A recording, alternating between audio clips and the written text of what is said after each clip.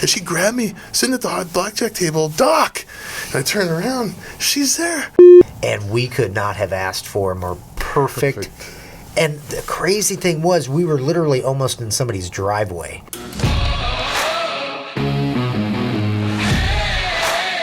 You are listening to EMS with your hosts, Erik Axene and Matt Ball. Isn't that on like Schoolhouse Rock when you were a kid? Did you ever see Oh, those? of course I did. Yeah. My daughter just did a Schoolhouse Rock play. Oh, really? They were doing the conjunction junction. Yeah, really? Oh, that's cool. Yeah, and the bill, the bill going through the government, you know? Oh, yes. Yeah. Yeah, It took me way back to Saturday mornings. They did a whole play on that. All of the different popular episodes from Schoolhouse Rock. Schoolhouse Rock, yeah. The students acted them all out. The people that are listening to this that are less than 50 are going, Schoolhouse Rock? What the heck? know. They're thinking of that was the movie with Jack Black. What was that? Was it? I can't remember. School of Rock, maybe, that he did? School of Rock. Yeah. Well, see, when we were kids... yeah. When you and I were kids, Saturday mornings were a big deal with all the cartoons, right? Yeah, cereal, your Fruit Loops or whatever, bowl of cereal in front of the TV watching Saturday morning cartoons. Yeah, Mom and Dad sleep while the kids watch cartoons. That was absolute heaven. What do kids do today? I'll tell you, my kids, I mean, they're playing video games or they're on their phones or whatever. Yeah, that's the problem. Yeah. But we won't get into that topic. No. So we're here to do the follow-up of the last time we just put this podcast out, but it was filmed back in the summer. I had no mustache at that time, so I've regrown the stash. But we were talking about our world record trip. Yep. That was like the initial conversation, and that was the initial idea that you and Dr. Grange had. Yep. And a lot of things that we have now successfully completed. These jackets really These are our jackets. Nice. They're really nice. They're very comfortable. Well, that's our patch. Yeah, this is the Symbiosis patch here. Yeah. But Balls. Yep, not Flame Rider, which we'll get into that, I guess. But so, listen to the first podcast to hear that was where the initial, it was going to be a patient transport. At that time, we were actually going to have a patient. We were going to go from California to Bangor, Maine. Bangor, Maine. Yep. Bahaba. Yep. And so we are now on the other side of this. Yeah, so we, we had so many things. And it was a great idea, but it morphed. When the team worked together, we kind of, it turned into its own beast. Right. So as far as the route goes, we changed the route because of a new client in Hollywood, Florida. And then when I was putting the route together, I thought, hey, why don't we back up 135 miles from San Diego and start in Hollywood, California? And then it hit me like a ton of bricks. Hollywood to Hollywood. Yeah, it made more sense. And you could see on the patch. I mean, that's kind of, it turned into the theme with the oldest licensed ambulance in the country. Oh, gosh. That's been an adventure, too. Now, let's be careful by saying that. So what you're referencing is there was lots of social media posts and stuff along the way, and I think I was actually the one that said I was being interviewed by Tucson Fire Department, and I think because I'd heard that at one time throughout this process, that this was the oldest registered ambulance in the country. Licensed. Okay. So we still don't know the difference between I don't know. licensed So and let's registered. just to clarify to anybody that's listening, we did not realize that, like anything, there's little niches of people that do things, and there is groups that are very serious about their classic ambulances. We talked to Bill this morning in Alabama, outside of Birmingham, Alabama. Yeah. I guess he's written 3 books on ambulances or something like that. Anyway, but he was very friendly and excited to talk to us. Yeah. And so everybody's been pretty cool about it. Nobody. But before you tell the story, though, we were in a 53-year-old Cadillac ambulance. Superior ambulance, not a Meteor or whatever it is. For the listeners, just to clarify what that means, is that the chassis was a Cadillac chassis. A limousine chassis. Yeah, limousine chassis. And then the Superior was like the Braun or Road Rescue or Fraser or Horton or any one of the type of companies that retrofit the chassis to put the box on. Right. So just to clarify. Yes. So that's the thing. So we had said oldest licensed ambulance in the U.S. I don't know if that's... I don't know if that's accurate. Yeah. But what it was officially, you've learned now, I think. Well, I don't know if... here's what I would say to be safest is...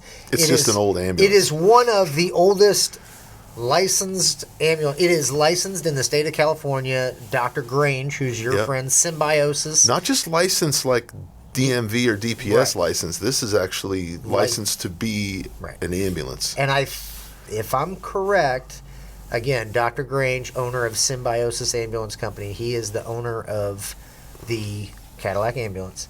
He has all the proper documentations through CHP, and if I remember right, one of his texts says that, and maybe it was just the one guy from CHP, said this is the oldest ambulance he knew of in California that was licensed to still operate as an ambulance. Yes. So, I think that's accurate. And there are other ambulances that are older than the 1970s, like the Ghostbusters type. That's a 1963 Cadillac. Yeah. And they may be registered with some ambulance society or maybe registered in some other way or maybe registered to drive on the roads. I don't know. I don't know. But there are older ones. Yes.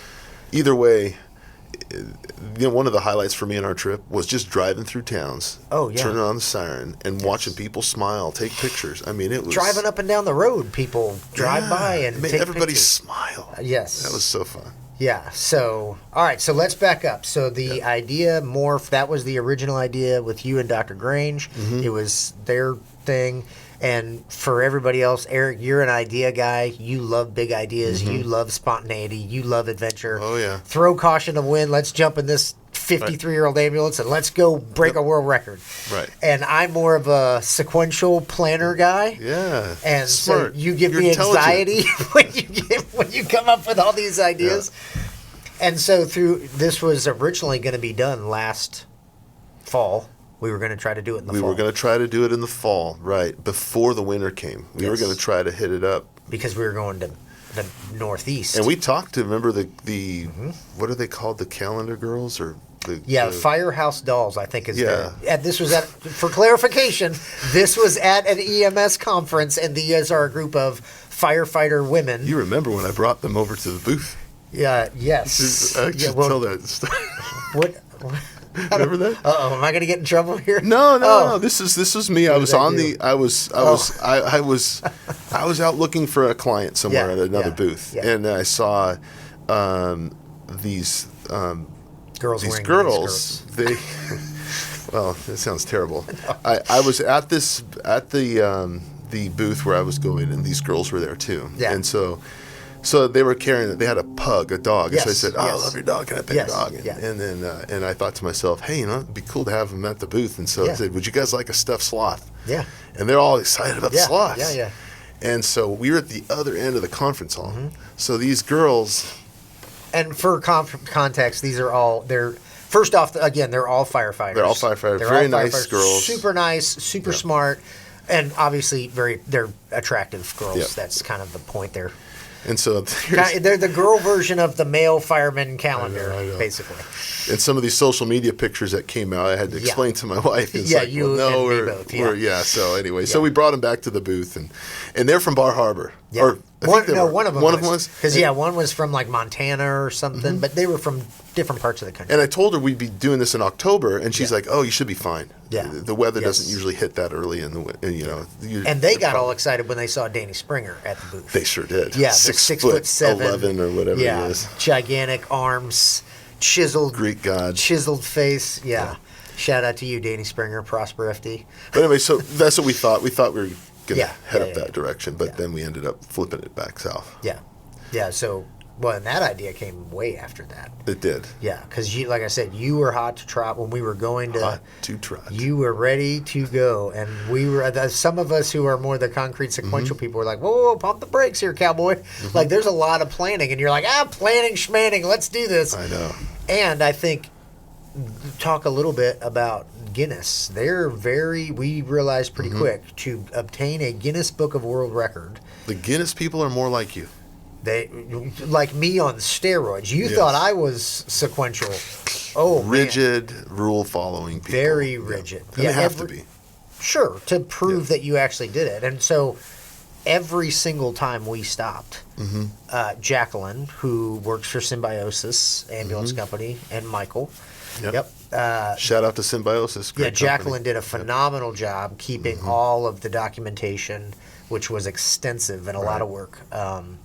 But had to get, literally, if we stopped for gas, she had to get a witness that we stopped at that gas and, wherever, New Mexico, at such and such time, and had to have a person.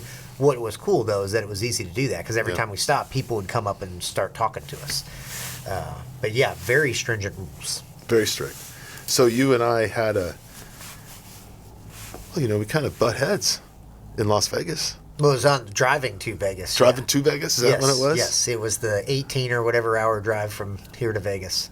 Yeah, so at the time, I'm sharing this idea. Mind you, this was late September, early October. Yeah. Yeah.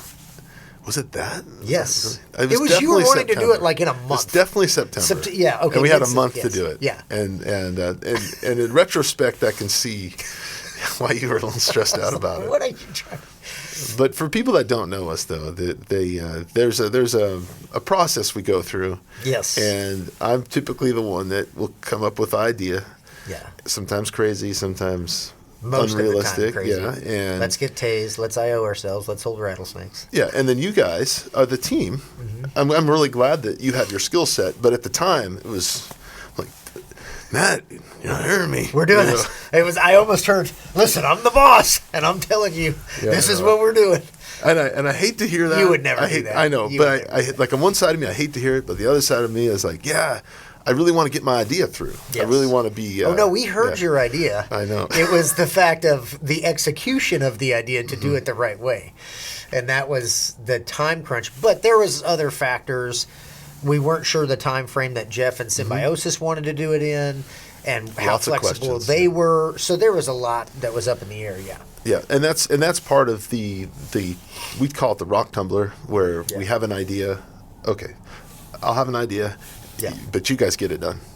You're part of that 90% of the rock tumbler thing, and I'm involved in the rock tumbler too. But we as a team make these things happen. Right. And that's the beauty of it all, I think. Right. But we are very different. Oh yeah, the way that we. I'm very random. Oh yeah, I'm very concrete. Yeah. Yeah, very sequential. How does that work out? Like you could see on day to day too. It's not just with ideas. No, that was I would say that was probably the biggest one. That it was where I felt like there was in the whole team there was more tension when you first brought it up back in the summer. I remember sitting at your kitchen table and everybody kind of going, "Yeah, we're not doing that." Like Jason, everybody was just kind of like, no, we're not doing it. Because I think you were at that time wanting to do it like in a month. Yeah. And it was like, well, there's probably more to it than that. And I think that's really what it was. I mean, it was less the idea, and more of the timing. 100%, yeah. But I felt like it was at the time, more the idea that I was fighting to get it to survive. You know, I didn't want to let this go. Yeah. What a great opportunity. Yeah. And then I hear you. And we ended up doing it. Yes. And we're only like 2 weeks out. We just got back. We just did it. Yeah. Yeah. And it was so much better because of our team.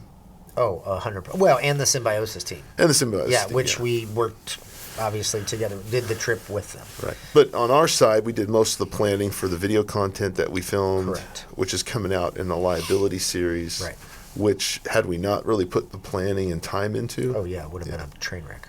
You know, for example, we had thought we were going to film on the deck of the aircraft carrier, right? Yep. And we sequentially tried to plan those things, and Jason was right. He said, this is never going to happen. Extremely concrete military. Very concrete military. Talking to me. Yeah. Mr. We'll figure it out when we get there. And then Tucson that you talked to, we won't talk about that. What was the Tucson? I don't remember. Oh, no, that's so embarrassing. Oh, it's just funny. But in San Diego, we ended up filming some great stuff on Coronado Island. Oh, it was awesome. They train the SEALs or whatever. And then you're right, in Tucson, we get there to the fire. Well, we should back up and go from the beginning. Let's go from the beginning. Yeah, we fly into LA. Very sequential. We fly, so there's a time. Squirrel. Let's start in Hollywood, Florida. No, we flew into LA. Drove up. Yep. To Hollywood. Correct. We were in Hollywood. Met with your childhood friend. Yeah, photographer. Yep. Extraordinaire, Ralph. Was awesome. Great guy, though. Oh, He yeah. fit right in with the team. Oh, 100%. In fact, the Symbiosis team thought he was part of our team. Yes. But they didn't know that we just met. Yeah. Well, you didn't just meet. Well, you yeah. guys did. I had met him once. I've been to his house, remember? That's right, you were. Yeah. And that's cool. Yeah. And Cool I guy. think you guys both broke stereotypes of each other. Oh, really? Yeah. How so? He's funny, you both. So you had told me, it's like your perception of the average Californian was different when you actually met Ralph. Yes. And then his perception of the average Texan. Well, I'm not, to be fair, I'm not a native Texan. And he's not a native Californian. There you so, go. Well, but you know what, though? It's like people are great everywhere. Oh, yeah. It's just, we're just a little different flavor. Don't but let the media and all the craziness. I know. Just get to know people. There's good people everywhere. So anyway, we got to know each other in Hollywood there at that Hollywood grocery store. Yeah, what was it? I don't even remember. I've got a picture. No. Geller, not Gellers, but like Can't remember. Gilbers or something like that. Anyway.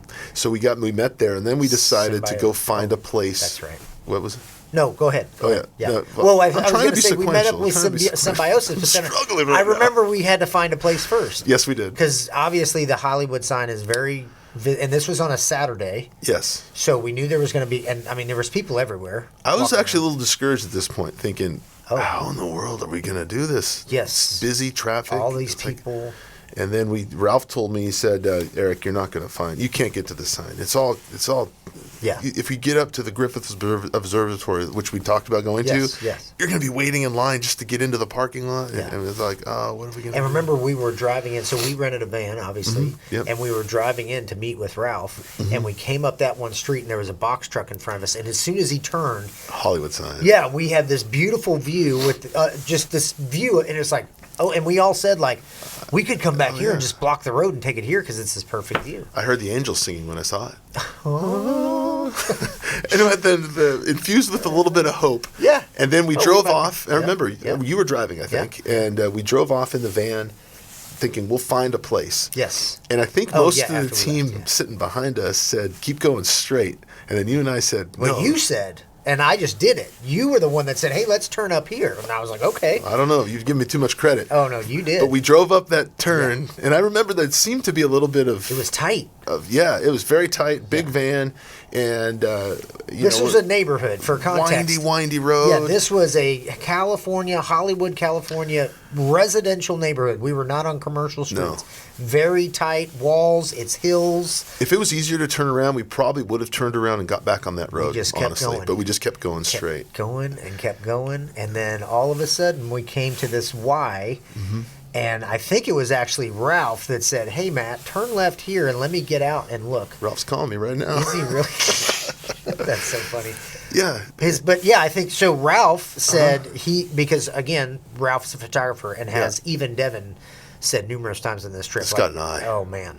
Yeah. And so I made the left, and he's like, "Hey, drop me off and let me look." And we could not have asked for a more perfect.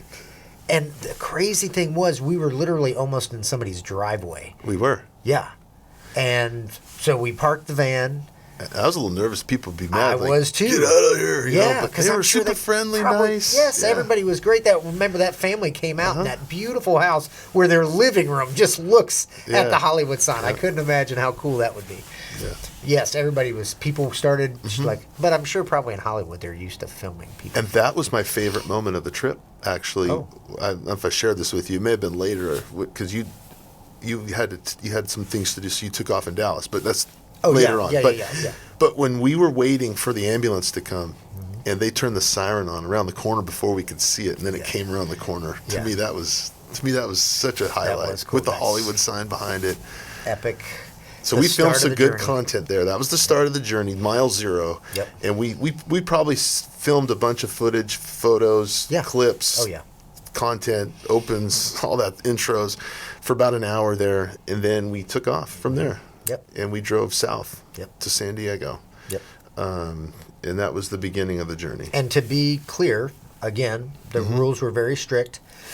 And whoever was going to be listed on the world record, they had to ride in that ambulance the entire trip. Yep. And so that was you, Jacqueline, and Michael. Right. And then we left one spot open so we could bring people in. So you and I filmed some stuff in the front, driving.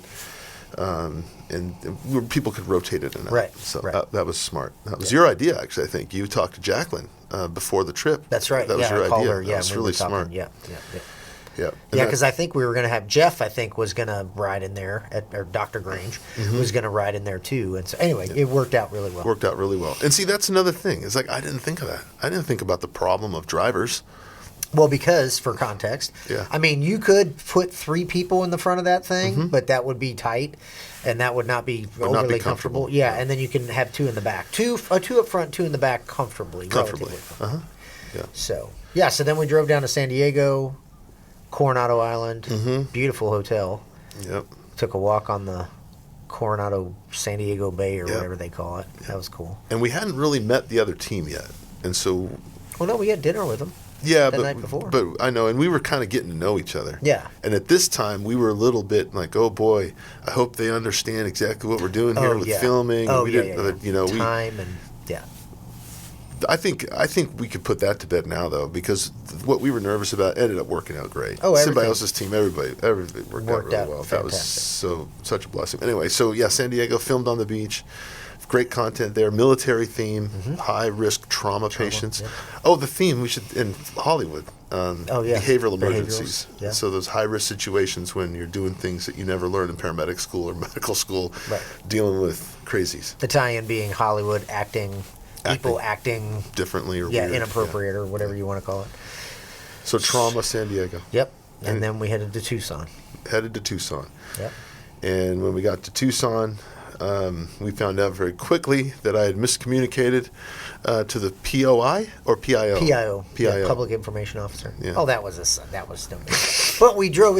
You and I drove well, you drove it, but we drove from the hotel over to Central Fire Station. Yep. Big shout out to Tucson Fire. Phenomenal group of guys. Very they have, cool. I think it was 19. If I remember correctly, they have a truck, they have an engine, they have a hazmat rescue, a battalion chief, an EMS captain, and an ambulance, all at their central. I think plus that's some correct. other administrative staff. Too. Well, they have their admin building is there too, but I'm saying on shift. On shift, it's like 18 or 19 people. Wow. Yeah, I mean there was beautiful station. Just kept coming out. I'm like, oh my goodness, how do you feed 19 people a day? Yeah. We were anyway, but all of them super cool. Oh yeah, really cool. And this is our first problem. This is our first mechanical That's what I was problem gonna with say. this old ambulance. Yeah, we got ready to leave, and you started it up because we pulled it up in front, and they took all the pictures and did all the things. Well, and we immediately noticed. Well, you noticed, I guess, first. Actually, I noticed it when I pulled into the driveway. Yeah, it's crazy that it operated fine all the way there. It did. You were driving fine. And when we pulled it in, backed it into that back lot, no problem. And then I pulled it out to park it where Devin told me to for photo ops and whatever. Right. I pulled it into the position, and I noticed something changed. It's like, ooh, there's something different here. And I thought to myself, oh, maybe it's because I was just going so slow. Yeah, right. But then when we were leaving, then it was when you clearly started a it, problem. there was a sound, like you could hear, like that didn't sound like that a minute. Which we later learned was the sound of the grinding of gears inside the power steering pump. Yeah, yeah.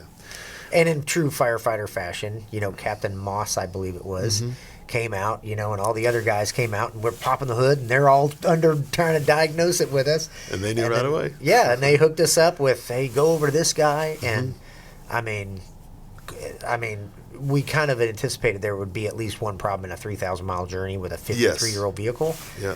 But it could not have happened at a better time. It couldn't. And if you remember, when we were driving from San Diego to Tucson, like the whole trip, we're always a little behind schedule. Yeah. And we were in the middle of the night driving through these... Oh, yeah. Deserts. Total, yeah. There's Literally nothing there. nothing for miles. And, we could have had... And we actually ended up finding out with the mechanic in Tucson that we had bigger problems. Yeah. It wasn't... The power steering, obviously, was the most obvious problem, but we had a bigger problem. We were on about 5 of 8 cylinders. Yeah. And we were overheating. Yes. And we were only a few hundred miles into the 3,200-mile trip. Yeah. So if we hadn't had this power steering problem, we would have been driving slow, a whole lot slower. Well, we weren't going over 70 the first. Right, 65, yeah. And then we were able to hit 90, no problem on CNC Automotive, I believe it was in Tucson. So if you're in Tucson, CNC Automotive. Tony. I hope he hears this. Oh, for sure. I mean, safe. And did it fast. Really fast. We pulled it over there. We said, okay, well, let's go eat. We went to a restaurant. All of us sat down, ate lunch. We got back. it was an hour and a half or whatever, Yeah. and then it was about another hour, but we were on the road by like 2 or 3. And Tony's guy that was working Yeah. on it, you could see this guy, he knew his stuff. Oh, man. I mean, he's like brain surgeon of the Cadillac. His stethoscope out, he was listening. But when they fired that thing back up, it was like, oh, Purred like a kid. wow, And yes. it drove different. I mean, it was... Like you said, we were cruising at 80, no problem Yeah, after that. yeah. Yeah, so those guys did a fantastic Yeah, job. what a blessing. So like you said, what a blessing it happened where it happened. Yes. If it If would've that happened happened in early- the middle of the desert, that would have been bad. Yeah, so we're and we wouldn't have ever met the Tucson guys probably. Who knows? Maybe we would have, but Yeah, and actually maybe we would have been on time. Yeah. We showed up tomorrow, the next day. Anyway, so after Tucson, we headed on to El Paso. That's right. And through dust storms. Was it there, the dust storm? It was, the yeah, next we day? started as we were coming into El Paso, and then the next day was really when it was trying to route us They from El shut Paso the freeway down. Yeah. At some point, Well, one of those literally, cities. when we would look it up in the map, it was Yeah. rerouting us into Mexico. Up to Colorado, Yeah, like wasn't a it? 30-hour drive. Yeah, it's really silly. But yeah, the wind and driving an ambulance, a box van, and that old ambulance. Yeah. I mean, we were getting blown all over the road. Yes. Everybody was. It Yeah. was. That was intense. So yeah, it was a fairly easy ride over to El Paso. Got in late because of the holdup with the repairs. Yeah, I got to back up a second before we take a break here. Back in Tucson, the theme was sepsis. Oh, and yeah. so we were planning on fabricating a breakdown. That's right. That in the desert. We didn't have to do that. fabricate it. We really had it. Actually had a breakdown. That's That was cool. I forgot about and that. And that was not the only problem. We had other problems, which could have been even worse later on. We'll get to it. But Yeah. so El Paso was documentation. Yep. So sepsis in Tucson, documentation in El we Paso. filmed that. We were talking about going to the border wall. That's right. But then we were on time constraints because obviously from El Paso to Dallas is a pretty long drive. Yes, yeah. And we were going to do it the night before, but because of the holdover, we couldn't do that. But Yeah. then we ended up going through that border crossing. Yeah. And I'll tell you what, let's take a break, and then when we come back, Yeah. you can tell them what you were getting me all worked up about. Oh, that's Telling right. them you were going to do at the border crossing. So let's take a break. All right. All right. So I'm part old-fashioned. I'm old-fashioned. Yeah, that's okay. I'm sorry. I've grown to deal with it. Oh, geez. Just kidding. I must really annoy you. We No, talked you about don't. You don't. the random sequential stuff. Yeah, we did in part 1. Which hit us at the border.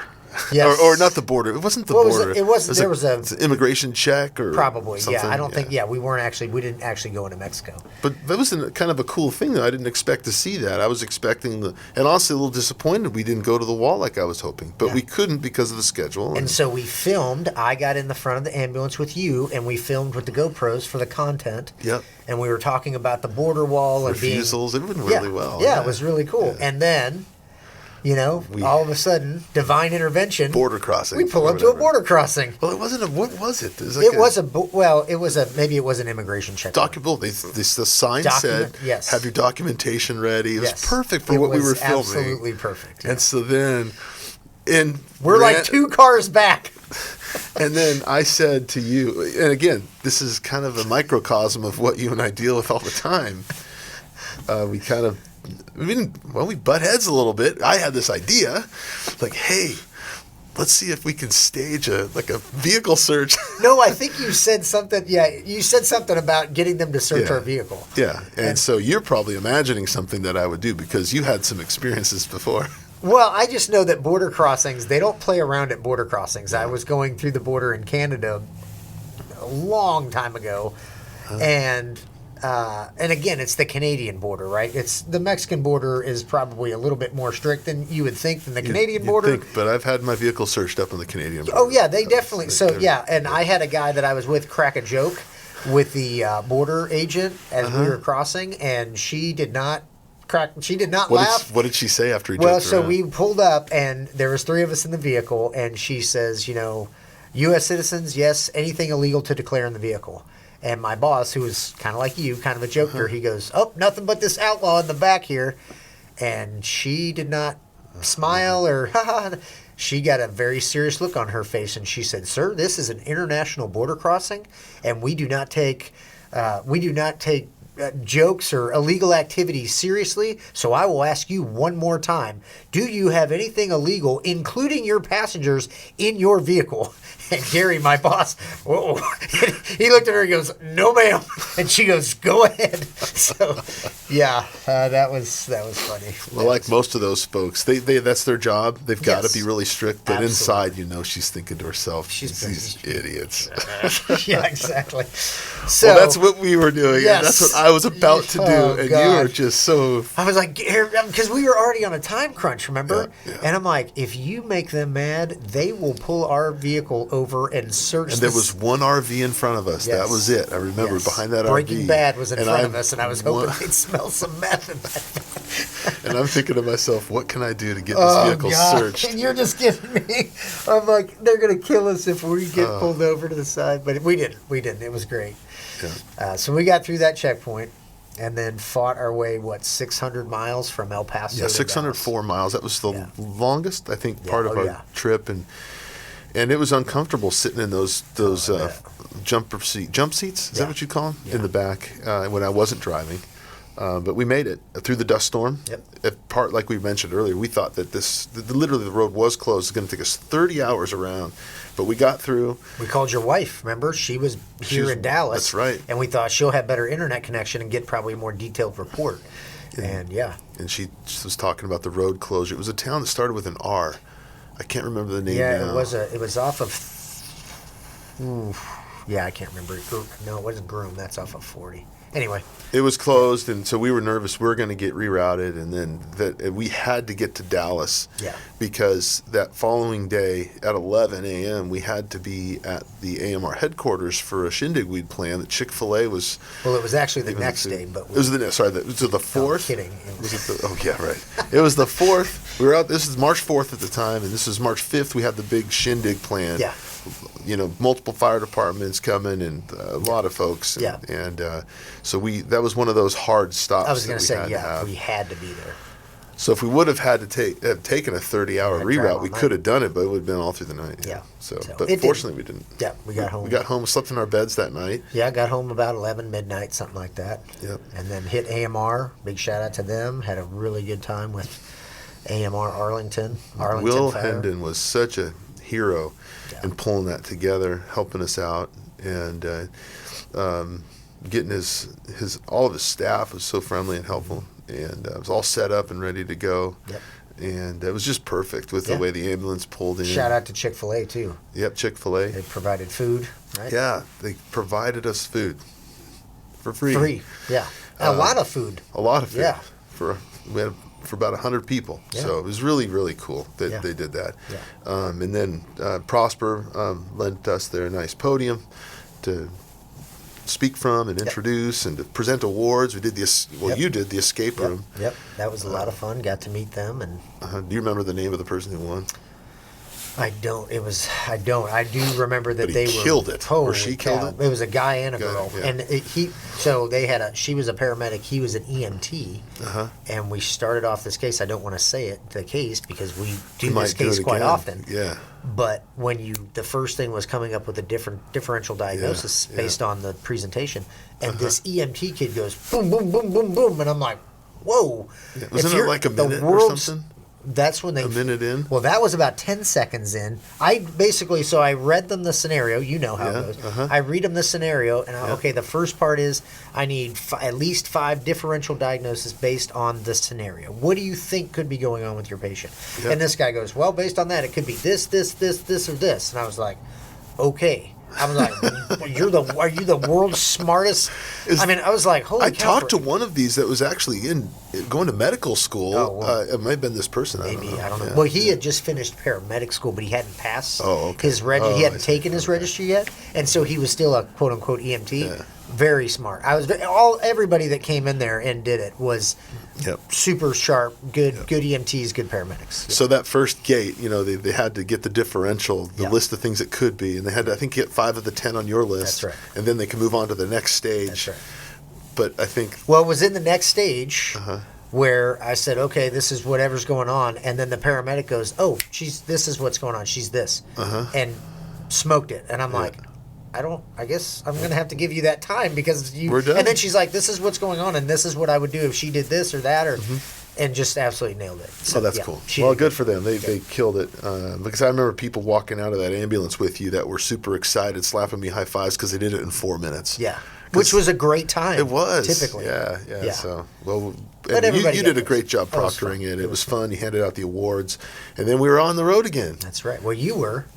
Then I had to stay behind. Yeah. That's right. I had stuff I had to do here in Dallas. And you are such a core member of our team. We talked about you all throughout, and at the end we thought it just didn't seem quite right with you out there. And we talked about flying you out to Nashville and joining us. Yeah.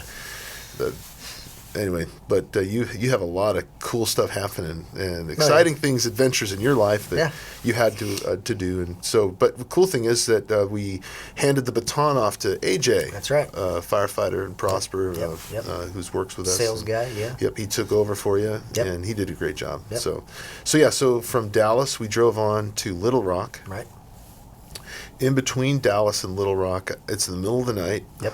And I think we were a couple 100 miles outside of Little Rock, and I lost all interior lights. The fuse busted, and we tried to fix it later. But, I never really appreciated that, is how much you really enjoy having gauges, especially when you're afraid of your vehicle overheating.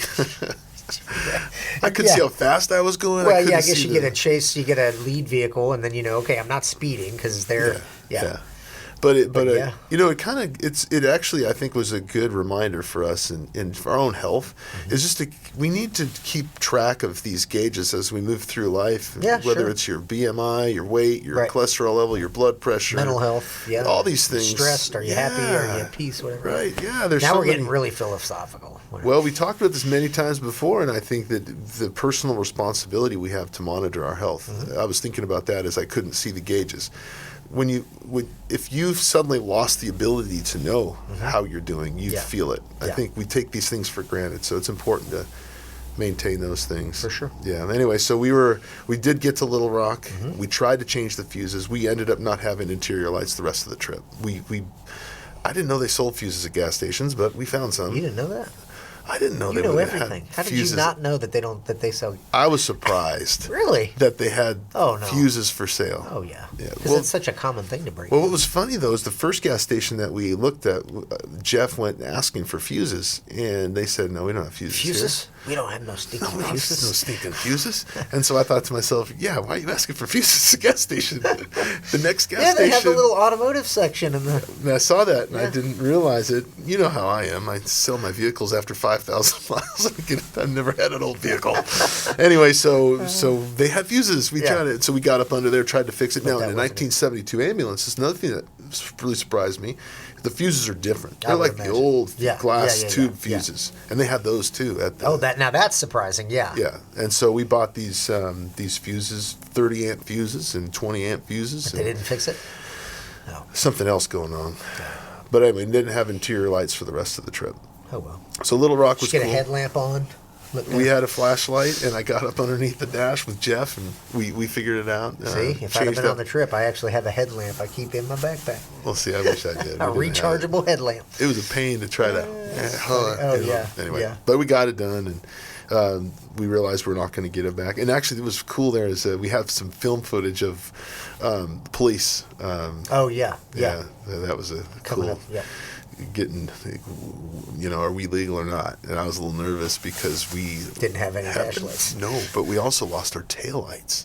Oh, I didn't tell you this. I don't know. We lost taillights, so I had no rear lights on the vehicle. Ooh. The brakes worked, but I didn't have taillights, and so we were illegal. Are you sure you had the lights turned on? Oh yeah, right. Thank you. So what we did is we had the chase vehicle right up behind us. Right. And then we followed behind the van. Yeah. And anyway, so that worked out. So you stayed in the middle of the rest of the trip. Yeah. Okay. Yeah. Anyway, a lot of the trip you were leading. We were. And then I guess when we wanted to go fast, that's when I would get in front with the van because I could hit the cruise because the ambulance doesn't have cruise. No. So when Eric was driving, we were actually joking about this. When Eric was driving, we'd be going 55 for a mile or two, and then we'd be doing 85, and then we'd be going 60, and then we'd be going 75. And Devin and I were laughing because I think it was coming into Dallas because it's like, bro, we got to like pick a speed and stay with it. So it got dark. We weren't filming. And so it was like, just get in front. Yeah. I'll hit it on 80 and we'll go. That was funny. Anyway. It's funny because I'm by myself in the front of this vehicle. I can't see anything. I can't see how fast I'm going or anything. No. This is after Dallas. I'm sorry. Before Dallas, I had speedometer. Oh, okay. Yeah, I get Nobody into my music. That's great. Well, because Jacqueline and Michael, they're a couple, right? Yeah. So they didn't want to separate. Yeah. I did sit with Michael quite a bit. He's a cool dude. We learned a lot about each other. Super nice guy. Yeah. Very nice. Yeah. So from Little Rock, Memphis. On to Memphis, and we got to Memphis. And Little Rock wasn't a film stop. That was just kind of a distance thing. That's right. Yeah. We needed to have a spot there. But then we went through Memphis, the home of Elvis, and we talked about heart attacks and strokes. Yep. And filmed there at his mansion. Yep. Got some footage of the Little Marie, his plane. Yeah. And that was good. And AJ and I took care of that one, and we had a lot of fun introducing the number one killer, cardiovascular disease. Right. So there's a lot of high risk stuff there that we can miss. I'm real excited about that lecture. Yeah, it's going to be cool. We ended up using part of that content at the end. We'll talk about that later. But then that day we didn't stop in Memphis. We drove through. We stopped at a Taco Bell for lunch there, and went on to Nashville. Yeah. And we stopped in Nashville. Yeah. And we filmed in Nashville at the Country Music Hall of Fame. Yeah. And that was good. And Nashville was airway. Yeah. So you use our vocal cords to sing, and the vocal cords, that's what you're looking for when you're intubating, right? That's right. So that we thought that was a good connection. Yep. That's why I was jealous, because I've never been to Memphis or Nashville. And we I was really missed you. That I would have loved to have Oh man, we missed you. Go up there sometime. It didn't seem right not having Matt Ball there. Nah. So we in Nashville, and then we headed south through Macon, Georgia. Yeah, that was, again, kind of more of a distance stop, because for those that don't know, Hollywood, Florida is just north of Miami. So it's way down there. Correct. Yeah. And we had it was a good stop, but we were ahead of schedule now. Yeah. And so once you dropped off the dead weight, you guys were making up good time. Well, I think Jeff really wanted to see his which is really neat. The theme for this whole trip had a lot to do with EMS education. Well, Jeff and I, Dr. Grange, was kind of my ER emergency medicine teacher, like a mentor to me. And that taught me so much about what I've used in my practice since. Right. But he wanted to stop at his university, which we were driving through basically, and we stopped at his university, and the president of the university came out, who used to be his favorite teacher. This is his math teacher, and he was so I don't want to say tickled, but his teacher was just so excited. His student came and the president. I thought you meant Jeff. Well, Jeff was too. They were really excited and introduced me and helped me to understand their history. And is this the University of Georgia? No, this was Southern University. It's called Southern University, and it was outside of Chattanooga. Okay. On our way from Nashville south, in Tennessee. We took on our way down to Macon. But we stopped at the university and had a really nice time. He signed the poster. We gave some patches. Oh, cool. And but the cool thing was to see how all of us have these teachers in our lives that make a big difference. And we were discussing how the things that we like about teachers isn't necessarily the content, right? Because the content is the content. It's the way it's delivered. Yeah. And Jeff was talking about how his teacher made it fun. Yeah. And I'm like, this is exactly what we're all about. Yeah. It was kind of a neat break. Yeah, for sure. Unexpected. Special break for us. So as our team was kind of just observing Jeff and this relationship he had with a teacher, but at the same time that's our business model. Right, it's our philosophy. Yeah. Anyway, so from Macon, Georgia, we drove south and hit Orlando, and we stayed in Orlando. And we went to the Orlando Fire Department. Chief Fernandez and Chief Salazar, their fire chief down there. Special fire department. Yeah. We've met them before and dealt with them. Have. Super nice. So cool. Speaking of, with the whole thing with Jeff and the educator, Chief Fernandez down in Orlando, we met at a conference in Tucson, and he came to me at a social, and he came right up to me, and he's like, hey, you're doing something special here.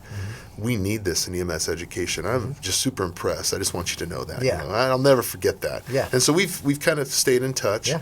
And so to be able to go to his department and bring him some gifts and take a tour of their beautiful department. It was really, you'd have loved it. Well, and that was, remember, the very first conference we ever went to was EMS World in 2002. Yeah. And we were right across from Orange County Fire Rescue, which Orlando is in Orange County, Florida. Now, I didn't realize there was so many name similarities between Florida and California. Maybe we should have gone from Orange County to Orange County. Well, I think, I guess we kind of did. We did, but yeah, we met the Orlando guys there too. That was kind of one of the first. It was. We met their chief and everything. Yeah, super nice guys. And their 4 medical directors came by. That was Orange County Fire Rescue. Okay. Yeah, I think those were those. I think we met the medical director for Orlando too. I did learn though. Or maybe it's actually Orange thing. County EMS. Oh, Orange okay. County EMS is the kind of the big group, 3,500 firefighters and they paramedics. run EMS in Orlando. Correct. Got it. Okay. And so then they have Orlando City is where we went with Chief Fernandez. Yeah. And they've got, I don't know, 1,000 or something. Yeah, a lot. Big. It's Yeah. pretty big. Yeah. And they're maybe one of the biggest ones in Orlando EMS. That's right. Yeah. But Orange County EMS is got all sorts of agencies under their umbrella. So 3,500 total people. Yeah. So, Yeah. and we had the opportunity to talk to those medical directors, Yeah. and I even have met with their Office of Medical Direction, and man, they're just tip of the spear folks. Yeah. They're interested in our content because they see the value in optimizing education, all facets of it, which is so fun for us. Yeah. So Orlando was cool. Yep. And then we made you made the final stop. We did, yeah. So this is it. We're coming down to the end, and then about 200 miles out of our final. Well, no, we got to stop because. So back in San Diego, such a disappointment. With the aircraft carrier, right? Yeah. Well, throughout the whole trip, You're Jason. trying to- Well, you know Jason. We haven't talked about Jason, but he's super organized, on point. Yes, he is. Get her done guy. He was the guy that was going, let's go at gas stops. We got to go. And I appreciated that because I am not that way. You got to have somebody keeping you on. If he wasn't there, we'd still be on the trip right now. We'd still be at the Hollywood sign. Hey guys, let's go to Alaska. Anyway, so wait, are we going south or east or what? Doesn't matter. Oh man, I'm so glad for you guys because if we didn't have you, this trip would have not gone so well. Such a truth. Anyway, so Jason had been making fun of me the whole way. It's like, man, this alligator wrestling thing's not going to happen, Eric. Because the guy, Rick Kramer, by the way, awesome guy. Yeah. And he and out there in Arcadia, Florida, have this wonderful business. Rick Kramer, you got to look him up. Take you out on these tours. You can go all sorts of alligator hunting, wild boar hunting, iguana hunting. I mean, this is really a special thing. Yeah. Well, Rick Kramer and I told Jason, I said, hey, listen, I met this guy. I talked to him on the phone. I can tell he's a man of his word. I just in talking to him. Yeah. But Rick and I are very similar, I think. He didn't return a lot of my calls. Hey, I love him. But he's a man of his word. Yeah. He didn't need to talk busy. again. Yeah. No, I mean, We've he already told talked. me. I don't need to tell you 3 times. Right. I probably bothered him with all my calls. Why are you calling me again? Well, I was only calling because Jason was worried. Yeah, let's confirm. I wasn't worried. I already confirmed. I could tell Rick Kramer's a man of his word. I knew it was going to happen. He did. texted me, be here at this address at 3 p.m. on the 9th, and we'll be good to go. Well, I remember when you got that text because we hadn't heard from him in like 2-3 days, and I think that's when Jason's like, well, Jason's nervous. And then all of a sudden you got this text like, okay, I guess this is still on. But even then, he's like, no, because we hadn't paid anything. And it was a certain amount of money to hold our spot. And online, it's thousands to do these things. It can be, you know, and it's expensive. Yeah. But when we did do this adventure with Rick, I can see why people spend a lot of money. It was pretty awesome. Yeah. But anyway, I was in the hotel doing the elliptical, working out early in the morning. And I got this I think it was about 6:30 in the morning. Rick and I talked on the phone to confirm things that day. Yeah. And so we knew we were good. Yeah. And even then, Jason's like, I don't know. But we got out there, Arcadia, Florida, and shout out to Culver's too. We ate at Culver's Burgers. Amazing food. I mean, they're concretes. You well, probably didn't have a concrete. no, what's that? I think that's Culver's, isn't that? Don't they have the shakes that they call like a concrete or something? Oh, maybe. I didn't have a shake. I didn't have a shake. No, yeah, because you're Mr. Healthy guy. No. Ralph would have had a shake, I think. He did have a shake. He See, that's my guy. He did. He had a shake. I remember being jealous. Yeah. I think they call them concretes. If I remember correctly. If I'm wrong, I apologize. Custards. They're famous for their custard. Oh, maybe that's what it is. I don't know. Concrete. But they're burgers, though. are amazing. Oh, yes. Burger of the Year. Yes. Of over a bunch of competitors that you've heard of. Yes. Their burger won. Their butter burger. Anyway, we all got very good Culver's. Good food. So but they were a sponsor. Yes, that's right. They were a sponsor, and they helped of the whole fund. trip. They did. They were so generous, and they didn't want credit. They just wanted to help us because they believe in first responders. But we're giving you credit. Yes, we are. But we had our fun with the alligators. Yeah. Tons of fun. Yeah. We went out and I was actually, I mean. Well, don't give too much away because it'll be in the lecture.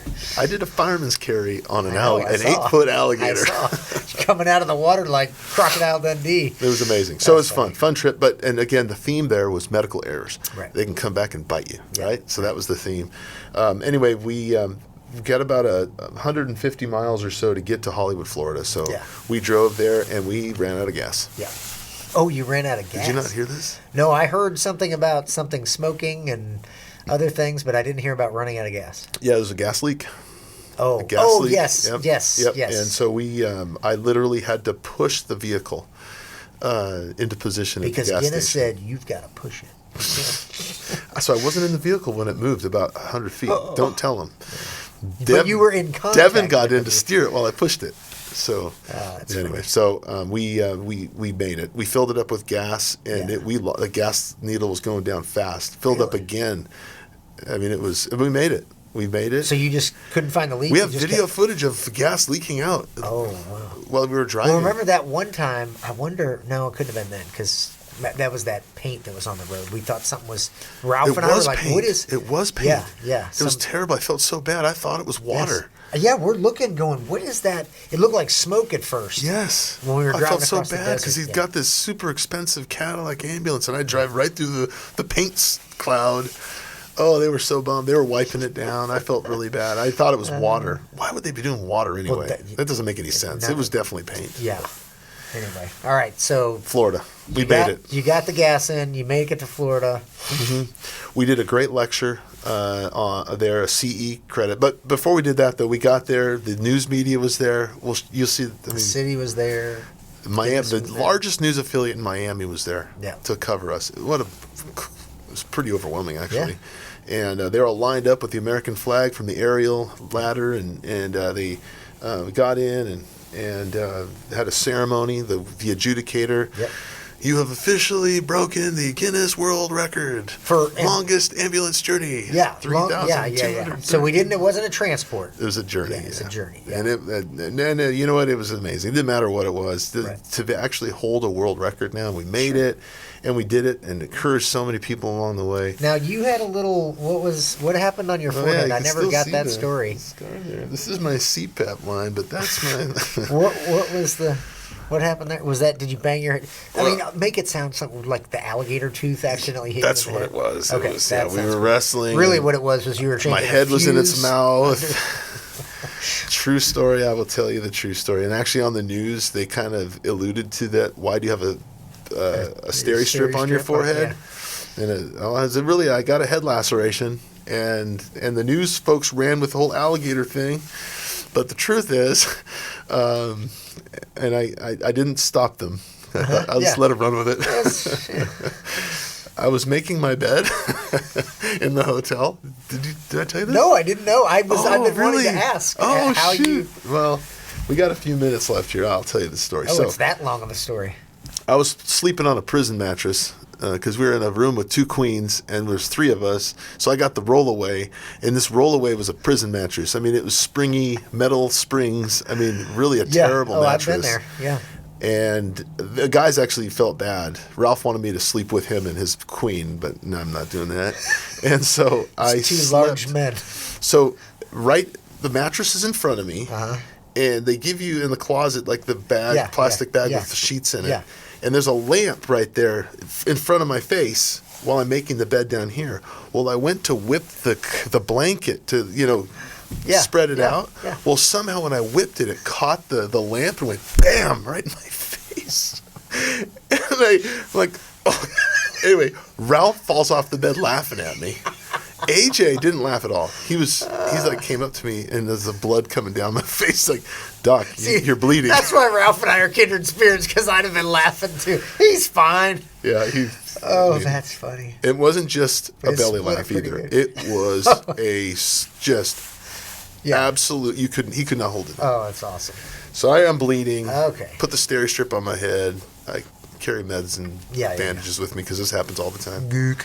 Yeah. Anyway, so that was part of Hollywood, Florida. But the one thing I will end with here as we finish this up is so cool is that Hollywood, Florida, Chief Sorrell, his crew, amazing tour of the most amazing department, most amazing antique fire truck I've ever seen in my life. There in a bubble. Yeah. Oh yeah. Don't touch. Amazing. Yeah. But I will say this: the reason we did this trip was to highlight how important EMS education is. And we learned something very special there. I was teaching some patterns, EKG patterns that we miss that are heart attacks, but we don't, the OMI thing, right? And I taught those patterns to these firefighters.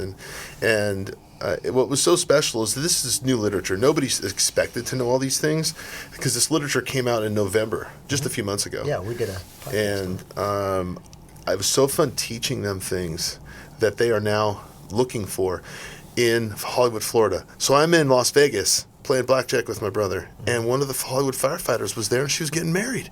And she grabbed me, sitting at the blackjack table, Doc! And I turned around, she's there.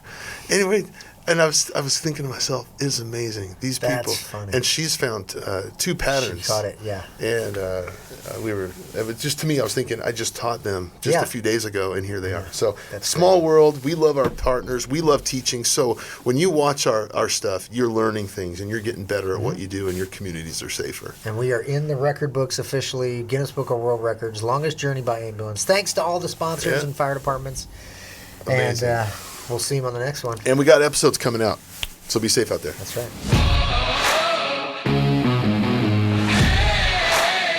Thank you for listening to EMS, the Erik and Matt Show.